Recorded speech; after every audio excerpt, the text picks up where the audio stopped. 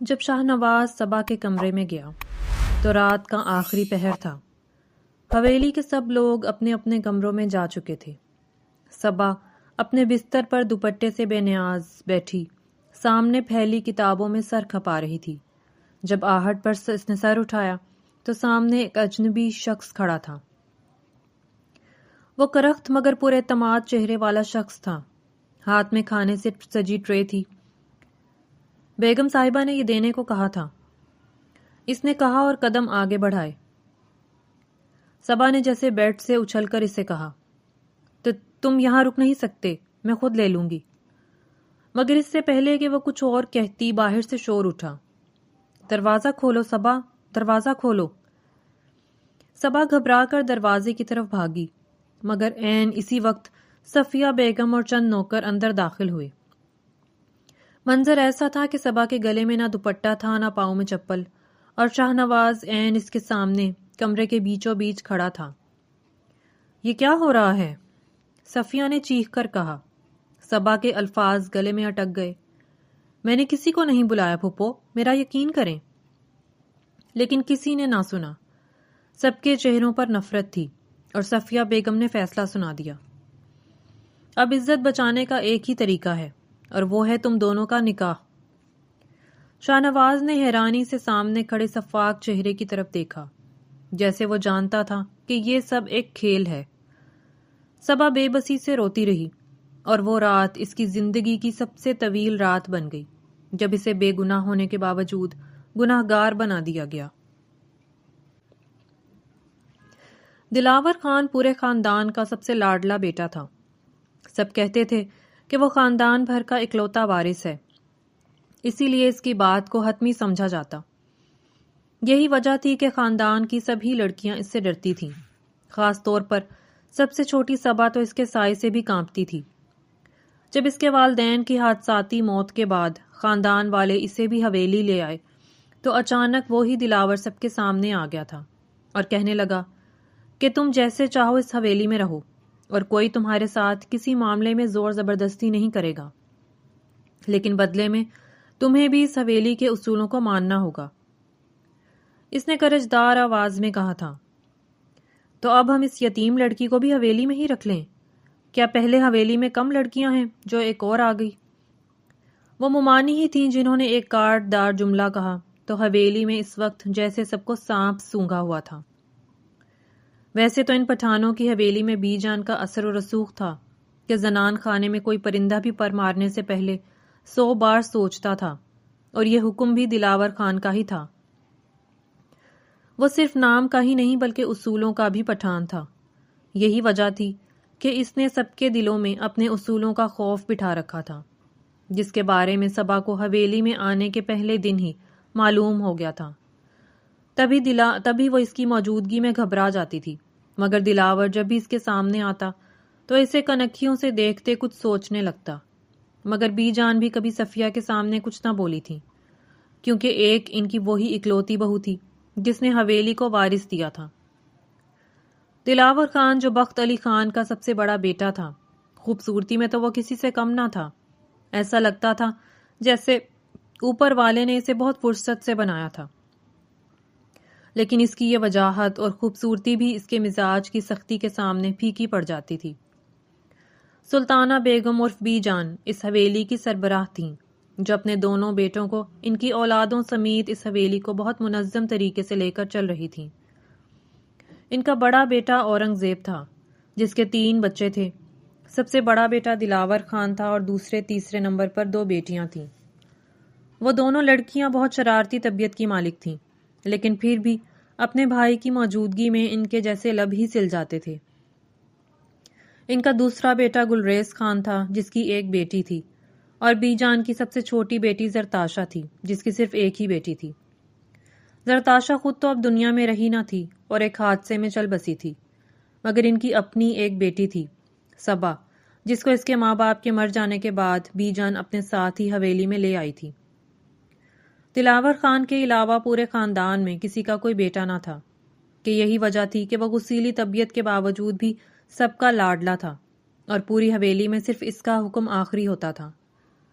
جب سے صبا کے ماں باپ کا انتقال ہوا تھا، وہ کافی خاموش اور اکیلی ہو گئی تھی۔ وجہ یہ نہیں تھی کہ حویلی کے لوگ اس سے محبت نہیں کرتے تھے یا اس کا خیال نہیں رکھتے تھے، بلکہ وہ سب تو اس کا بھرپور خیال رکھتے اور اسے کسی قسم کی کمی کا احساس نہ ہونے دیتے۔ ہر کوئی اس سے اپنائیت سے پیش آتا تھا، سوائے صفیہ بیگم کے، جو اورنگ زیب کی زوجہ اور دلاور خان کی ماں تھی۔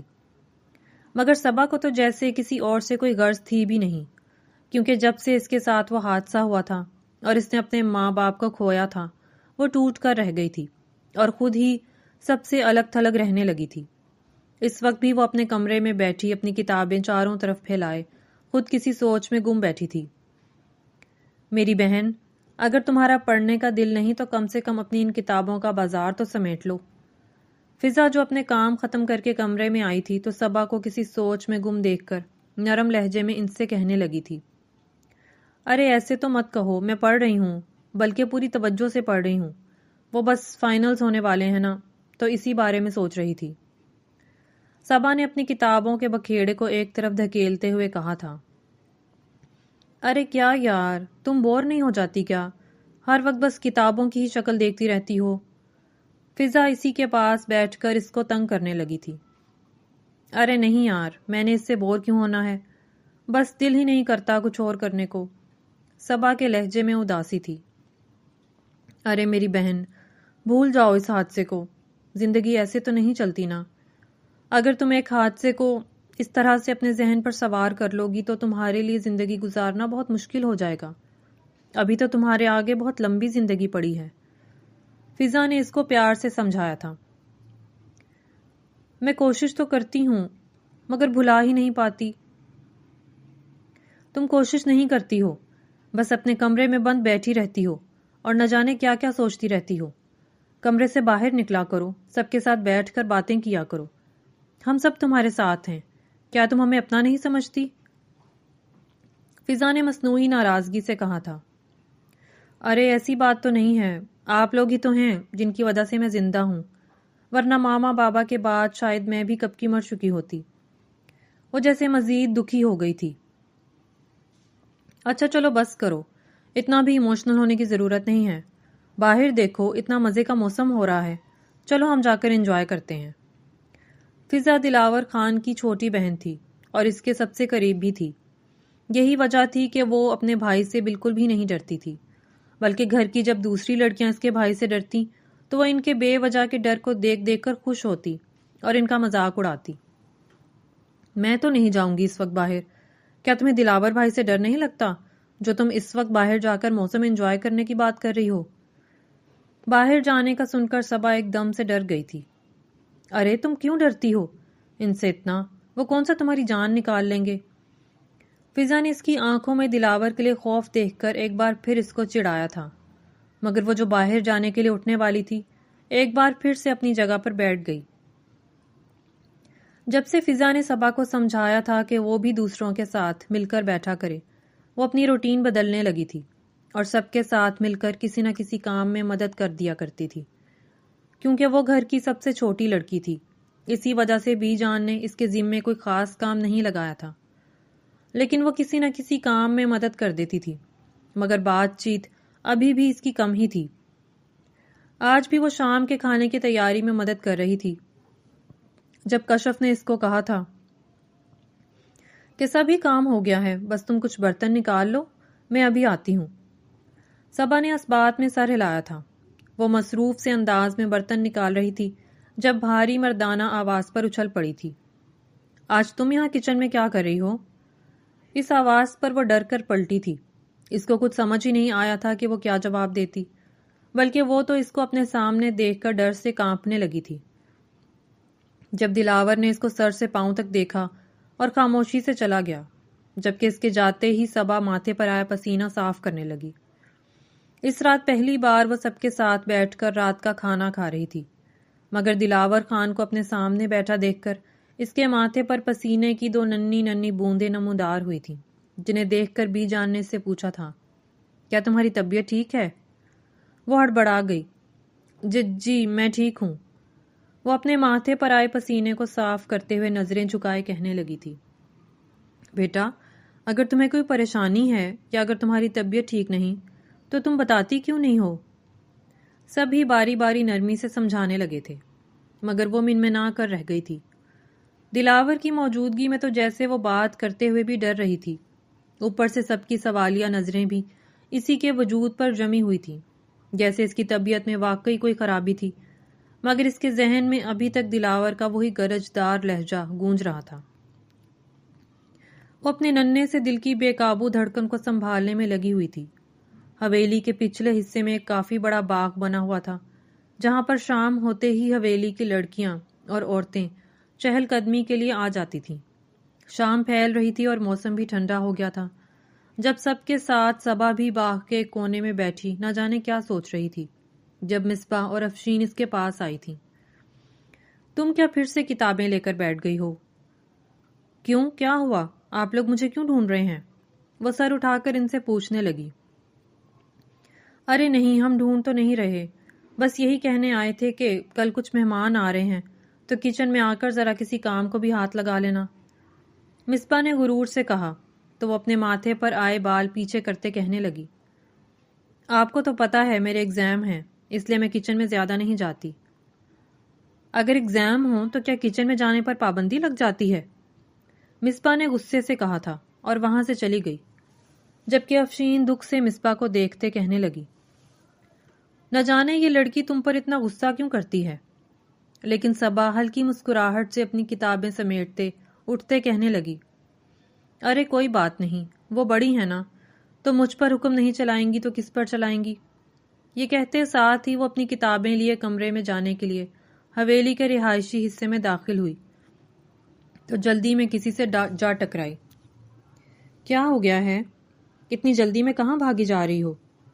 ایک تو تم اپنے کمرے سے نکلتی ہی نہیں ہو، اور اگر آج نکل ہی آئی ہو تو ادھر ادھر ٹکراتی پھر رہی ہو۔ وہ اس سے اتنی زور سے ٹکرائی تھی کہ اپنا ماتھا تھامے خود کو سنبھال رہی تھی، جب اس آواز پر ایک دم سے اس کی دھڑکنیں رک سی گئی تھیں۔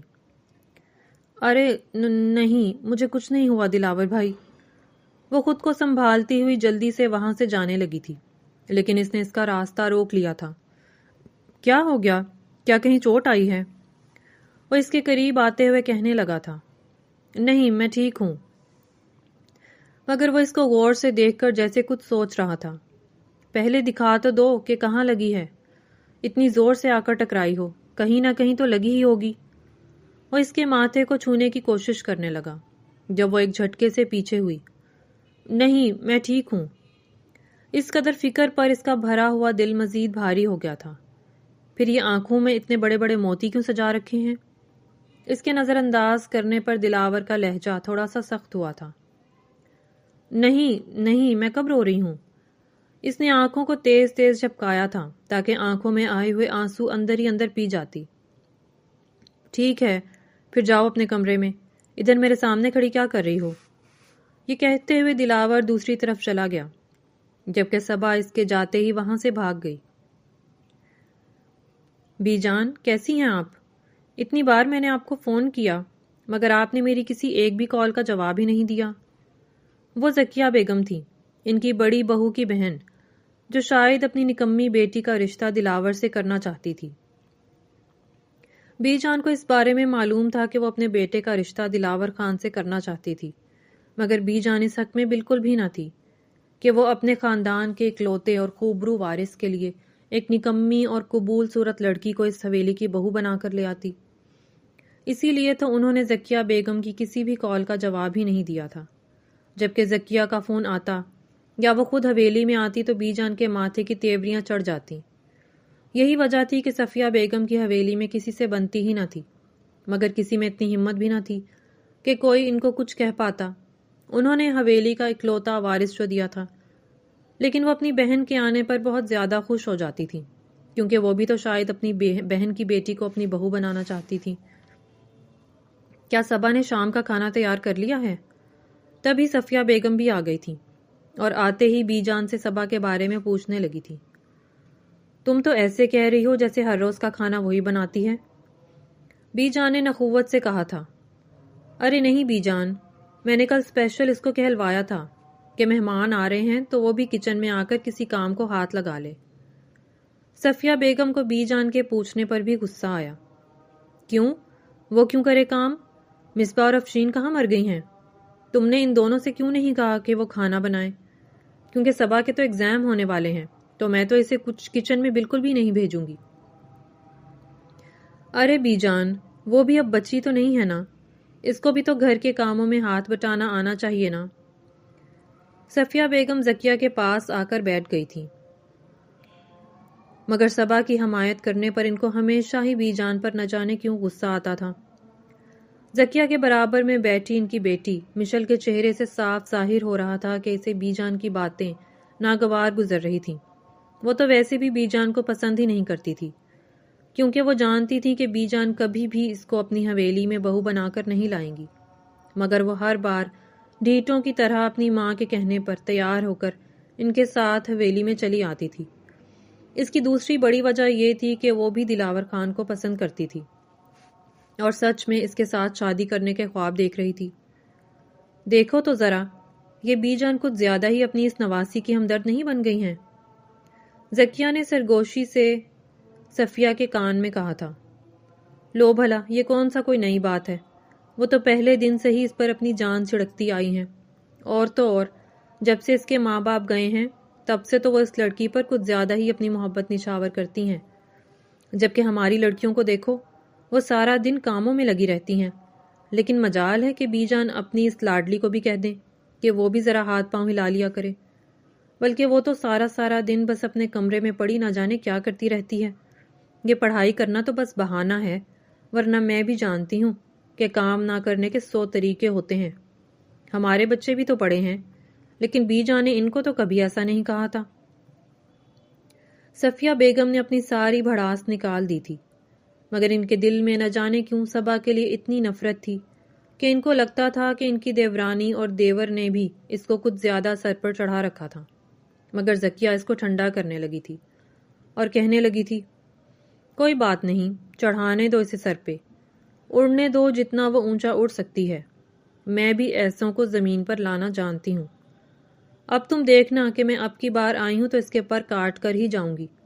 میں بھی جانتی ہوں کہ وہ اتنے نخرے کس لیے دکھاتی پھر رہی ہے، آخر ہمارا اکلوتا لڑکا جو ہے اس حویلی میں، اور وہ اپنے ان نخروں سے اس کو اپنی طرف متوجہ نہیں کرے گی تو پھر اور کس کو کرے گی؟ زکیہ کی آنکھوں میں حقارت اور ناگواری تیر رہی تھی، جبکہ صبا کا نام سنتے ہی صفیہ کے تو تن بدن میں آگ لگ گئی تھی۔ وہ تو یہ ہرگز بھی نہیں چاہتی تھی کہ اس لڑکی کو اپنی بہو بنا لیتی، جس کے ساتھ پہلے ہی ساری حویلی کو بلا وجہ کی ہمدردی تھی۔ وہ کچھ کہنا چاہتی تھی، مگر جب فضا ان کے پاس آئی تو ان لوگوں نے اپنی باتوں کا موضوع بدل لیا، کیونکہ فضا کو بھی صبا کے ساتھ کچھ خاص ہمدردی تھی۔ ارے خالہ آئی ہوئی ہیں اور مجھے پتا ہی نہیں۔ زکیہ کو دیکھ کر دلاور ان کے پاس ہی آ بیٹھا تھا اور مشل اس کو دیکھ کر بلا وجہ ہی شرما گئی تھی۔ خالہ تو آتی رہتی ہیں، بس تمہیں ہی فرصت نہیں کہ تم بھی آ کر خالہ سے مل جاؤ، زکیہ نے خفگی سے کہا تھا، جبکہ دلاور کام کا بہانہ بنا گیا۔ ارے خالہ، آپ کو تو پتا ہے کہ میں نے زمینداری کے علاوہ اپنا بزنس بھی سٹارٹ کیا ہے، تو بس اسی کو ٹائم دینے میں لگا ہوا ہوں۔ دلاور نے اپنی بڑھی ہوئی شیف پر تنوفر سے ہاتھ پھیرا تھا اور ساتھ ہی کسی کی تلاش میں نظریں بھی گھمائی تھیں۔ ہاں دیکھو نا، مشل کی بھی ڈگری مکمل ہو گئی ہے، تو اب تم اسے بھی کوئی مشورہ دو کہ اسے آگے کیا کرنا چاہیے۔ زکیہ نے دلاور کی توجہ اپنی بیٹی کی طرف کروائی تھی، جس کے رخسار اپنے نام پر شرم سے لال ہو گئے تھے۔ ارے جو اچھا لگتا ہے وہ کر لے، میں بھلا کیا کہہ سکتا ہوں؟ وہ مصروف سے انداز میں کہتا اٹھ کھڑا ہوا تھا۔ بی جان کدھر ہیں؟ وہ بی جان کے کمرے کی طرف بڑھ گیا تھا۔ ارے لاڈلے، خالہ کے پاس تو بیٹھ جا اب، زکیہ نے اسے پیچھے سے آواز لگائی تھی۔ خالہ، بی جان سے کام تھا مجھے، انہوں نے کہا تھا کہ کچھ نئے ملازم رکھنے ہیں، تو بس اسی سلسلے میں ان کو کچھ لڑکوں کا بتا کر آ رہا ہوں، تب تک آپ کھانا کھائیں اور آرام کریں۔ کافی دنوں کے بعد آئی ہیں تو رہ کر تو جائیں گی نا؟ زکیہ محبت پاش نظروں سے اسے جاتا دیکھ رہی تھی اور صفیہ مشل کو لال ہوتا دیکھ کر مسکرانے لگی۔ رات کے کھانے کے بعد سب اپنے اپنے کمروں میں چلے گئے تھے۔ صبا بھی اس وقت کمرے میں چاروں طرف اپنی کتابیں کھولے بیٹھی تھی، جب ایک دھماکے سے اس کے کمرے کا دروازہ کھلا اور وہ اچانک سے ڈر گئی۔ مگر اپنے سامنے مشل کو دیکھ کر اس کے ماتھے پر ناگواری کی ایک لکیر ابھری تھی۔ ارے تم یہاں؟ کیا ہوا؟ اس وقت خیریت تو ہے نا؟ ہاں ہاں خیریت تو ہے ہی، بس مجھے اس وقت کافی پینی ہے، تو جلدی کرو اور مجھے کافی بنا کر لا دو۔ وہ شان بے نیازی سے اسے حکم دیتی اس کے کمرے میں داخل ہو کر اس کی چیزوں کو الٹ پلٹ کرنے لگی تھی۔ ہاں ہاں ٹھیک ہے، تم آرام سے بیٹھو، میں بس اپنا تھوڑا سا کام کر رہی ہوں، ختم کر لوں، پھر تمہارے لیے اچھی سی کافی بنا کر لا دیتی ہوں۔ وہ پھر سے کتابوں میں منہ گھسا کر بیٹھ گئی تھی۔ نہیں، تم ابھی اٹھ کر جاؤ گی، کیونکہ مجھے کافی ابھی ہی چاہیے، اس لیے جلدی سے نکلو یہاں سے اور مجھے ابھی کے ابھی کافی بنا کر لا کر دو۔ وہ بدتمیزی سے اس کو کہتی ہوئی اپنا موبائل لے کر جوتوں سمیت ہی اس کے صوفے کے اوپر چڑھ کر بیٹھ گئی تھی، مگر صبا نے اس کی بدتمیزی کو نظر انداز کیا اور گہرا سانس لیتی اپنی چیزیں ویسے ہی چھوڑ کر کمرے سے نکلنے لگی۔ دروازہ بند کر کے جانا۔ جیسے ہی صبا نے دروازے کے ہینڈل پر ہاتھ رکھا تھا، مشل نے اس کو ایک اور حکم جاری کیا تھا۔ زرتاشا نے اپنی بیٹی کی تربیت بہت اچھی کی تھی، یہی وجہ تھی کہ اس کی ذات میں وقار اور اعتماد تھا، اور وہ ہمیشہ سب رشتوں کے آگے خاموشی سے سر جھکا دیتی تھی، کبھی بھی پلٹ کر کسی کو کسی بات کا جواب تک نہ دیتی تھی، کیونکہ اس نے اپنی ماں کو بھی ہر ایک کے سامنے خاموشی سے سر جھکاتے ہی تو دیکھا تھا، مگر ماں باپ کے گزر جانے کے بعد تو جیسے رشتوں کے سرد گرم ہوائیں سے ہر روز کسی نئے امتحان میں ڈال دیتی تھی، مگر پھر بھی وہ خاموشی اور وقار کے ساتھ ہر ایک کی بات مان لیتی تھی۔ کمرے سے نکل کر وہ سیدھا کچن میں چلی گئی۔ نہ جانے کیوں اس کی آنکھوں میں پانی بھر آیا تھا۔ اس وقت اس کو اپنی ماں کی شدت سے یاد آئی تھی۔ وہ اپنے ہی دھیان میں گم کافی بنا رہی تھی جب دلاور خان بے دھیانی میں فون پر بات کرتا ہوا وہاں سے گزر رہا تھا۔ تبھی اس کا دھیان کچن میں کھڑی اس کم عمر لڑکی پر پڑا تھا، جو نہ جانے کیوں اپنی خوبصورتی سے اس کو اپنی طرف کھینچتی تھی، اور وہ اس کے سامنے جاتا ہی بے وجہ غصے میں آ جاتا تھا۔ یہی وجہ تھی کہ وہ اس سے بہت زیادہ ڈرتی تھی، اور وہ اس کے ڈر سے لطف اندوز ہوتا تھا۔ اس نے تو بے وجہ ہی ہر ایک میں اپنا خوف پھیلا رکھا تھا تاکہ گھر کی سبھی لڑکیاں اس سے دور رہیں، مگر نہ جانے کیوں اب وہ چاہتا تھا کہ وہ لڑکی اس کے پاس آئے، کیونکہ اب اس کو اسی کی تو ضرورت تھی۔ اس وقت تم کس کے لیے کھانا بنا رہی ہو، جبکہ سارا دن تو تم اپنے کمرے سے باہر نکلتی تک نہیں؟ وہ خاموشی سے جا کر اس کے پیچھے کھڑا ہو گیا تھا، جبکہ اس کی آواز پر صبا کے ہاتھ سے چمچ نیچے گر پڑا تھا۔ ارے دلاور بھائی، آپ، وہ تو میں بس، مگر وہ اس کو تنہا دیکھ کر قدم قدم چلتا بالکل اس کے سامنے جا کھڑا ہوا تھا۔ تم مجھ سے اتنا ڈرتی کیوں ہو؟ کیا میں تمہیں زندہ کھا جاؤں گا؟ وہ اس کے اس قدر قریب آ گیا تھا کہ صبا کو اس کی سانسیں اپنے چہرے پر محسوس ہونے لگی تھی۔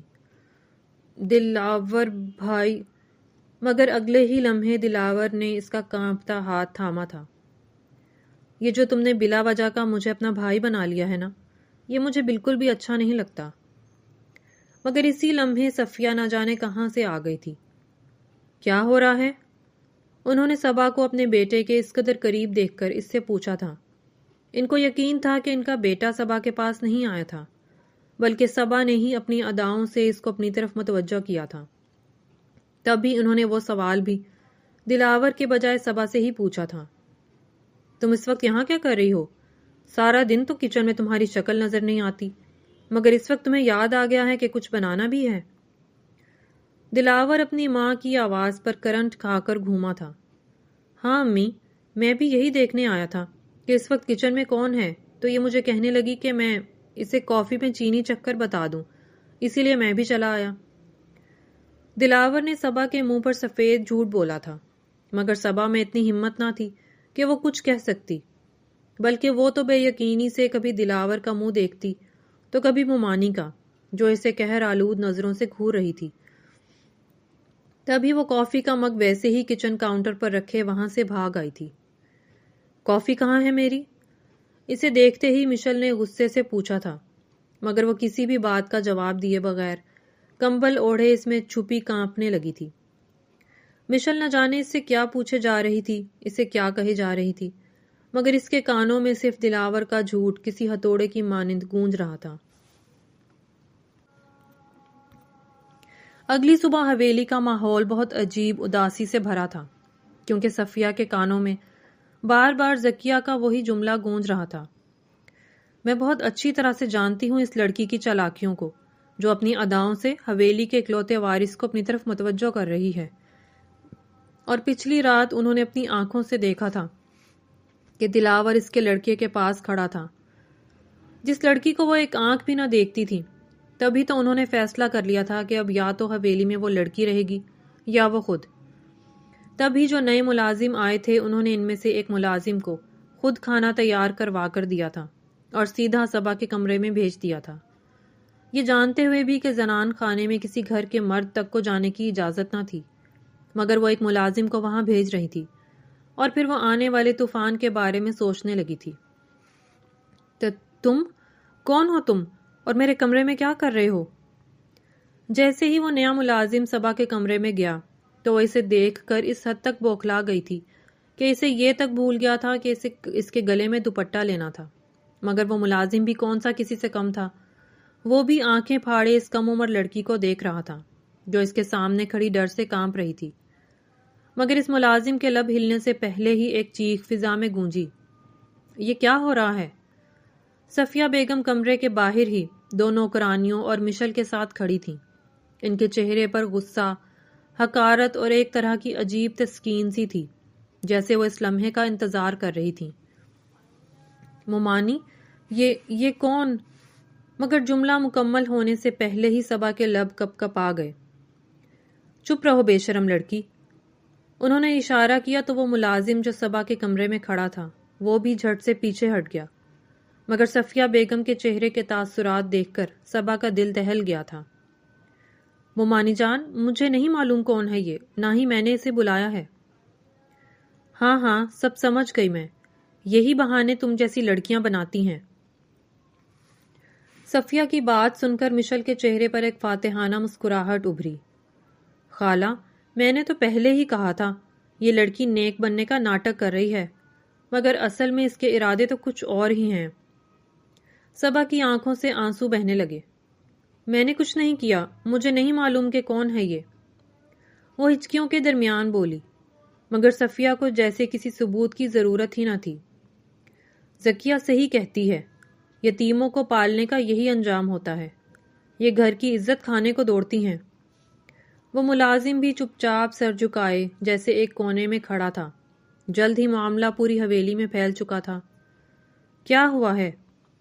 بی جان اپنی لاٹھی کا سہارا لیتے وہاں ہی آ گئی تھی، کیونکہ صفیہ کی آوازیں حویلی کی دیواروں سے ٹکرا رہی تھیں۔ مگر صفیہ نے وہی جھوٹا روتے ہوئے چیخ مار کر کہا، بی جان، اس لڑکی نے ہماری ناک کٹوا دی، آپ کی تربیت پر انگلی اٹھا دی، اپنے کمرے میں غیر مرد کے ساتھ رنگے ہاتھوں پکڑی گئی ہے۔ بی جان جیسے پتھر کی ہو گئی۔ کیا؟ ان کی نگاہ صبا پر پڑی جو زمین پر بیٹھی آنسو پونچھنے کی کوشش کر رہی تھی۔ یہ جھوٹ ہے بی جان، وہ بمشکل بولی۔ میری بات سنیں۔ بی جان کی آنکھوں میں بے یقینی بھی تھی اور غصہ بھی۔ نہیں بہو بیگم، تمہیں ضرور کوئی غلط فہمی ہوئی ہوگی۔ غلط فہمی؟ صفیہ چیخ اٹھی۔ ہم اپنی آنکھوں سے دیکھ چکے ہیں، اور آپ اب بھی اس کا ساتھ دیں گی؟ مصباح نے موقع غنیمت جان کر مزید آگ بھڑکا دی۔ بی جان، میرے تو موبائل پر ایک انجان فون کیا آیا تھا، آپ نے مجھ سے موبائل ہی چھین لیا تھا، مگر یہ تو ایک جیتے جاگتے انسان کے ساتھ رنگے ہاتھوں پکڑی گئی ہے، تو اب آپ کیا کہیں گی؟ آخر تھی تو وہ بھی صفیہ کی ہی بیٹی، پھر بھلا وہ بھی صبا کے خلاف زہر کیوں نہ اگلتی؟ مگر اس کی بات پر صفیہ نے اسے آنکھوں ہی آنکھوں میں داد دے دی تھی۔ بی جان، اب اگر آپ نے اس بے حیا لڑکی کو کوئی سزا نہ دی تو یہ تو بڑی ناانصافی ہو جائے گی نا پھر۔ صفیہ کی زبان رکنے کا نام ہی نہ لے رہی تھی، مگر مصباح کے لقمہ دینے کے بعد حویلی کے ہر فرد کی نظریں بی جان کی طرف تھیں کہ کیا اب وہ صبا کے معاملے میں بھی انصاف کریں گی یا نہیں۔ بی جان کی آنکھوں میں نمی تیر رہی تھی۔ وہ اس بات کا یقین نہیں کر سکتی تھی کہ جو کچھ صفیہ اور باقی لوگ کہہ رہے تھے وہ سچ ہو سکتا تھا، مگر وہ اس بات کو جھٹلا بھی نہیں سکتی تھی، کیونکہ سب کچھ ان کی آنکھوں کے سامنے ہی تو تھا۔ اب تو اس بات کا ایک ہی حل ہے کہ اس لڑکی کو اسی ملازم کے حوالے کر کے عزت سے رخصت کر دیا جائے، اس سے پہلے کہ مزید کوئی بدنامی ہو۔ صفیہ تو جیسے پہلے ہی سب کچھ سوچ چکی تھی، تبھی اس نے کھڑے کھڑے فیصلہ سنا دیا تھا اور سبھی لوگ اس کی بات سے اتفاق کرنے لگے۔ بی جان لاٹھی کے سہارے بیٹھتی چلی گئیں، مگر وہ ابھی تک اپنی زبان سے ایک لفظ تک نہیں بولی تھی، اور وہ ملازم وہ بھی قہر آلود نظروں سے دور کھڑی صفیہ کو دیکھ رہا تھا، مگر نہ جانے کیوں اس نے بھی اپنے لب سی لیے تھے۔ تائی جان، اس کی بات تو سن لیں، آپ کیوں اس پر الزام لگائے جا رہی ہیں؟ فضا نے آگے بڑھ کر صبا کا ساتھ دینا چاہا تھا، مگر صفیہ بیگم نے اسے بھی خاموش کروا دیا۔ تم ابھی بچی ہو، اس لیے بڑوں کے معاملے میں نہ ہی بولو تو اچھا ہے۔ ویسے بھی میں اس جھوٹی کی زبان کا یقین نہیں کر سکتی، کیونکہ میں نے اور حویلی کے سب ملازموں نے اسے خود دیکھا ہے کہ یہ اس ملازم کے ساتھ اپنے کمرے میں بغیر دوپٹے کے بیٹھی تھی، اور پھر وہی فیصلہ سنا دیا گیا کہ اس کا نکاح اسی ملازم سے کر دیا جائے گا جس کے ساتھ یہ رنگے ہاتھوں پکڑی گئی تھی۔ بی جان کچھ بھی نہ بولی تھی، مگر ان کے چہرے سے اندازہ ہو رہا تھا کہ اس فیصلے سے ان کو بھی کتنی تکلیف ہوئی تھی، لیکن شاید یہی بہتر تھا۔ اگر وہ ایسا نہ کرتی تو سب یہی کہتے کہ اپنی لاڈلی کے معاملے میں وہ ناانصافی کر بیٹھی تھی۔ صبا نے کانپتے ہاتھوں سے زمین پکڑ لی۔ نہیں، خدا کے لیے ایسا مت کیجیے، میں نے کچھ نہیں کیا۔ مگر صفیہ کے کان بہرے ہو چکے تھے۔ صبا کو کھینچ کر وہاں لایا گیا، آنکھوں میں آنسو، لبوں پر لرزتے جملے اور دل میں بے بسی۔ دوسری طرف وہ ملازم جو خود بھی اس تماشے سے بدحواس تھا، مگر انکار کرنے یا اپنی صفائی دینے کی اس نے بھی کوئی کوشش کی ہی نہ تھی۔ اور پھر اسی سناٹے میں صبا کا نکاح شاہ نواز سے کر کے دونوں کو حویلی سے نکال باہر کیا گیا تھا۔ صبا بیٹھی رو رہی تھی، مگر شاہ نواز کو جیسے غصہ تھا کہ آخر اسے حویلی سے باہر کیوں نکال دیا گیا، جبکہ وہ 2 سال کی محنت سے اس حویلی میں گھسنے میں کامیاب ہوا تھا اور اس لڑکی کی وجہ سے بنا بنایا کھیل بگڑنے والا تھا۔ تبھی وہ غصے سے دھاڑا تھا۔ چپ کرو اور چلو میرے ساتھ، باقی ماتم گاڑی میں بیٹھ کر منا لینا۔ وہ اسے لے کر حویلی سے کچھ فاصلے پر کھڑی ایک کیب میں بیٹھ گیا۔ باہر اندھیرا تھا، مگر صبا کے اندر کا اندھیرا اس سے کہیں زیادہ گہرا تھا۔ آنکھوں سے بہتے آنسو اس کے گالوں پر بہہ کر دوپٹے میں جذب ہو رہے تھے۔ وہ مسلسل رو رہی تھی، مگر شاہ نواز اس کے برابر میں بیٹھا سختی سے سامنے دیکھ رہا تھا۔ اس کے چہرے پر وہی سختی، وہی غرور، وہی طاقت کا احساس نمایاں تھا جو کسی عام نوکر میں ہو ہی نہیں سکتا تھا۔ میں کہہ رہا ہوں اپنا رونا بند کرو۔ اس کی بھاری آواز نے کیب کے اندر کی خاموشی چیر دی۔ صبا نے چونک کر اس کی طرف دیکھا، مگر اس کی نگاہوں میں کچھ ایسا تھا کہ وہ مزید بولنے کی ہمت نہ کر سکی۔ تو تم ملازم ہو نا، مجھ پر اتنا غصہ کیوں کر رہے ہو؟ شاہ نواز نے سرد لہجے میں ہنسا۔ ملازم؟ پھر وہ اس کی طرف جھک کر بولا، تمہیں ذرا بھی اندازہ نہیں کہ تم کس سے بات کر رہی ہو۔ میں شاہ نواز خاکوانی ہوں۔ اس شاہ نواز کو اگر وہ حویلی والے بھی جان لیں تو وہ بھی اس نام سے کانپ جائیں۔ صبا کی آنکھیں حیرت سے پھیل گئیں۔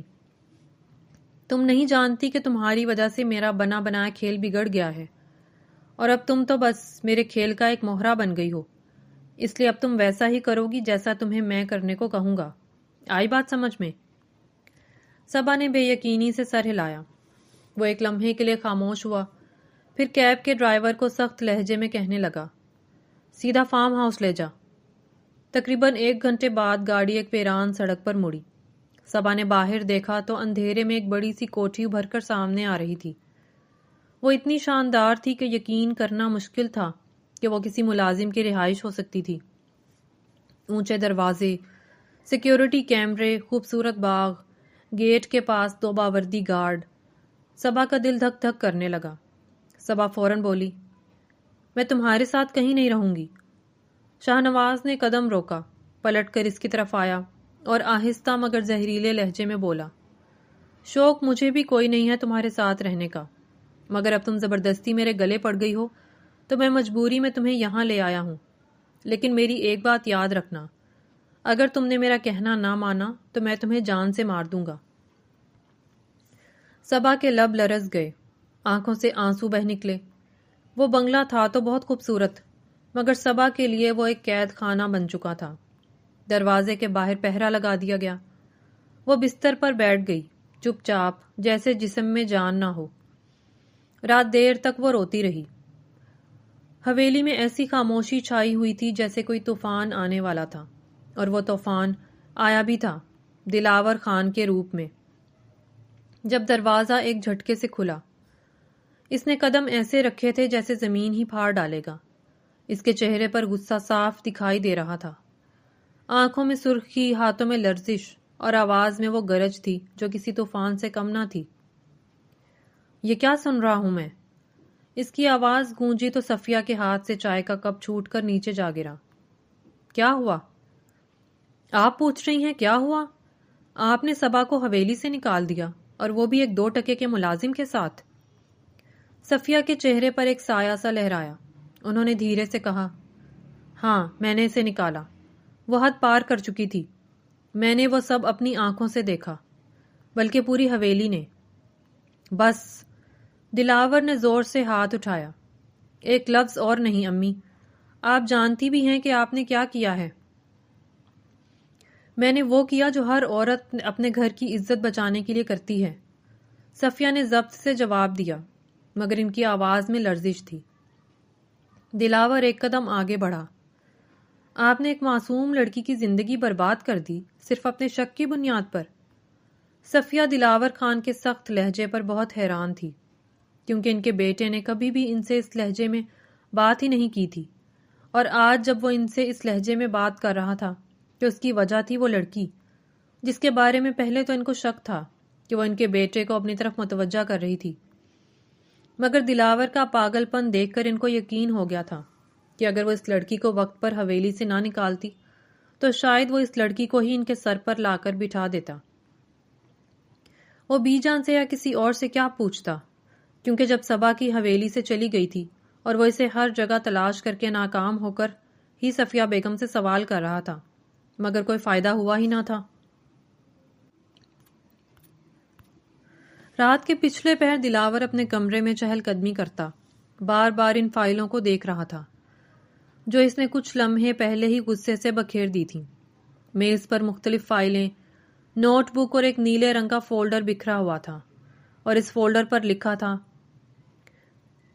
صبا اوورسیز آرگینک ٹریڈ پروجیکٹ۔ ہر صفحہ اس کے لالچ، منصوبہ بندی اور صفاقی کا آئینہ تھا۔ صبا کا نام وہاں ایک ریسورس کے طور پر درج تھا۔ اس نے میز پر مکے مارے۔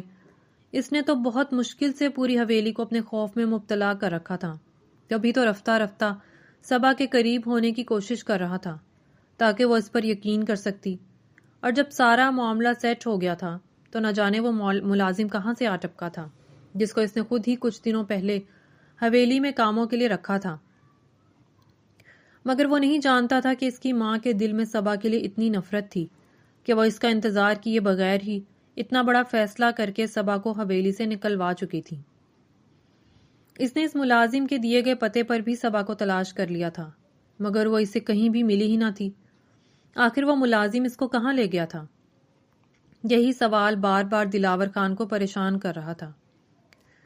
رات گہری ہو چکی تھی، باہر تیز ہوا چل رہی تھی اور کھڑکیوں کے شیشے بار بار بج رہے تھے۔ صبا کے لیے وہ سب کسی ڈراؤنے خواب سے کم نہ تھا۔ وہ جسے ایک سیدھا سادہ ملازم سمجھتی رہی، وہ دراصل شاہ نواز خاکوانی تھا، ایک ایسا نام جس سے بڑے بڑے لوگ خوف کھاتے تھے۔ لیکن صبا کو یہ سب کب پتا تھا؟ اس کے لیے تو وہ ابھی تک وہ ایک معمہ ہی بنا ہوا تھا۔ وہ تصور بھی نہیں کر سکتی تھی کہ اتنا امیر اور دولت مند شخص اس کی حویلی میں ایک ملازم کے روپ میں آیا تھا، مگر کیوں؟ اس سوال کا جواب وہ خود بھی نہیں جانتی تھی۔ ابھی وہ انہی سوچوں میں تھی جب شاہ نواز کمرے میں داخل ہوا اور اس کی طرف دیکھ کر غصے سے کہنے لگا، تم نے کھانا کیوں نہیں کھایا؟ یہ چونچلے ادھر نہیں چلیں گے، یہ میرا گھر ہے، تمہاری بی جان کی حویلی نہیں، اس لیے چپ چاپ کھانا کھاؤ، کہیں مرمرا کے میرے سر نہ چڑھ جانا۔ صبا نے تحمل سے اس کی بات سنی، مگر وہ بھی کہاں تک ضبط کرتی۔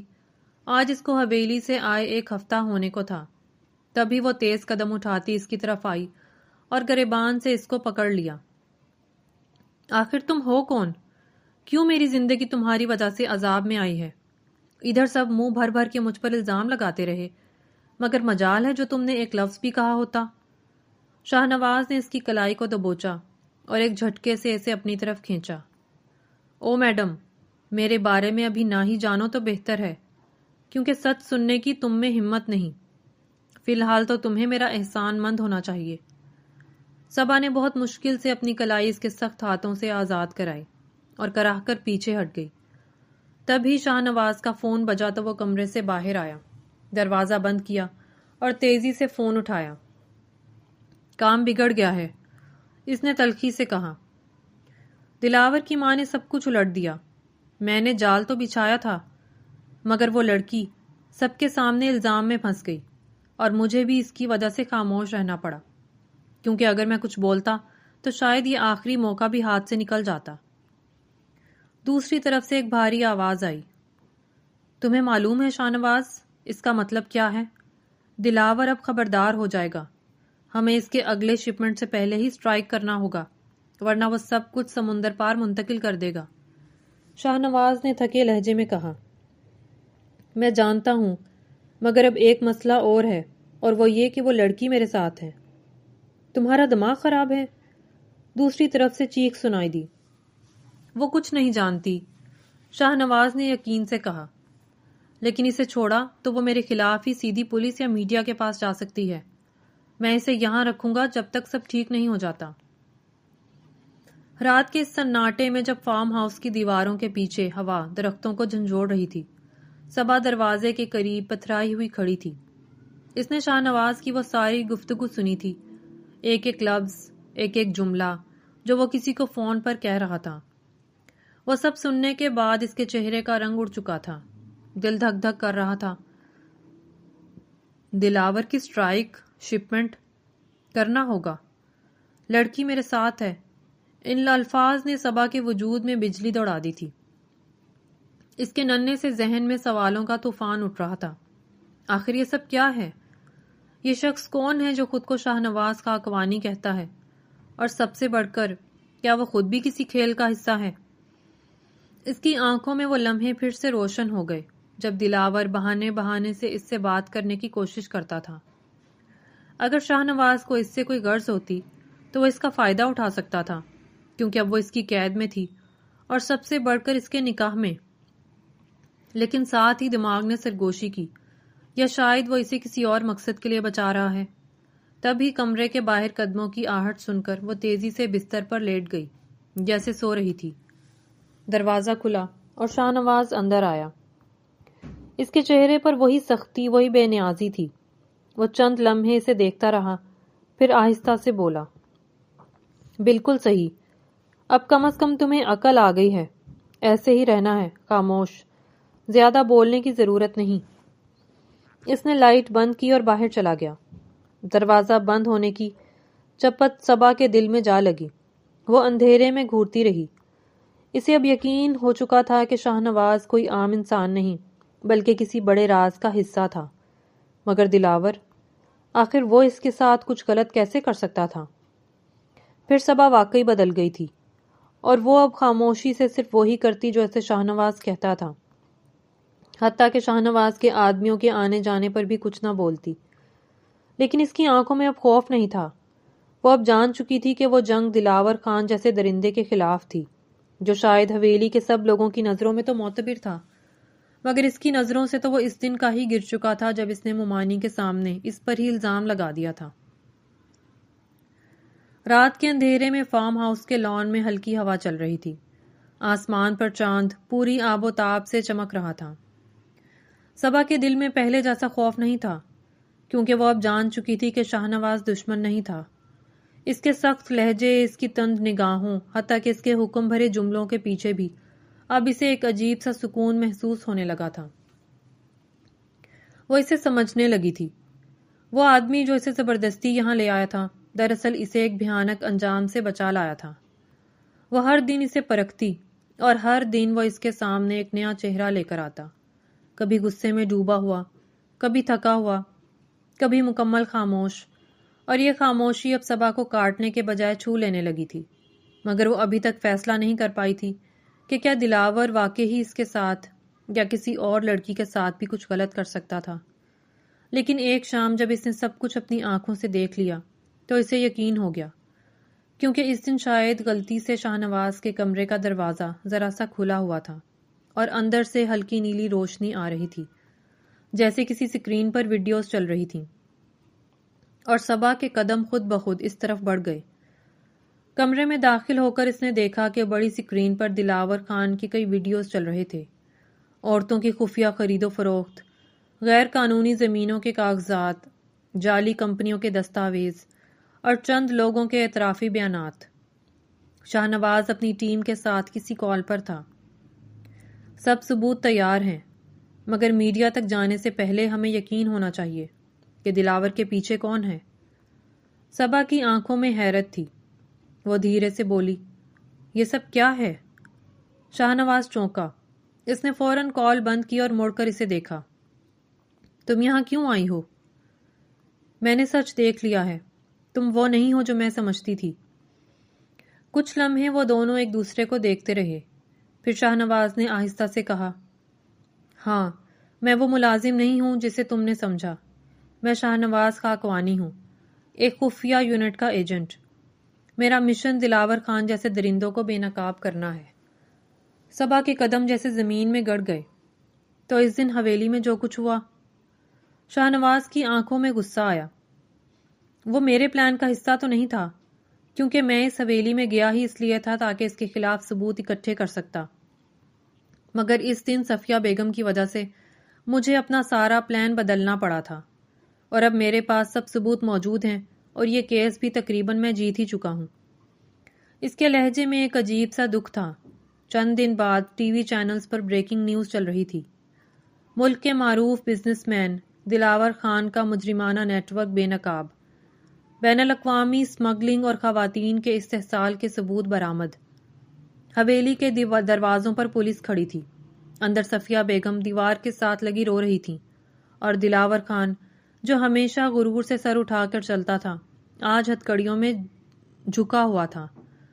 اس دن بی جان کی آنکھوں میں بھی آنسو تھے، کیونکہ وہ جان چکی تھی کہ جس نے صبا کو غلط دکھانے کی کوشش کی تھی اصل قصوروار تو اس کا اپنا ہی خون تھا، مگر پھر بھی بی جان تو افسردہ تھی، کیونکہ وہ اس حویلی کا اکلوتا وارث جو تھا